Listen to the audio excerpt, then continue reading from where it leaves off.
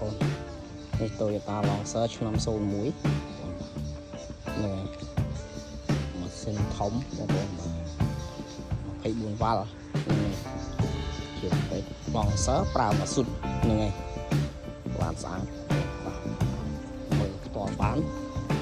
tăng ởក្នុងក្រុងសៀមរាបដែរបងប្អូនបាទដល់ប្រជជនបាទបងប្អូនយកទៅ off road អីឬក៏យកទៅលក្ខណៈគ្រួសារគឺអែមបាទសម្រាប់ប្រជជនខ្ញុំបានរៀបចំតុបតែងរួចស្រេចហើយស្បកកង់ថ្មីហ្នឹងហើយបាទ UV កន្លងដូរទឹកក្នុងអីគឺថ្មីបាទស្បែកអីហ្នឹងហើយហើយមានអេក្រង់ក្នុងអេក្រង់ធំបាទបាទមើលខ្ញុំយកទៅប្រើគ្រួសារអែមបាទអែមខ្លាំងទេបាទតាមសុទ្ធស្ទិច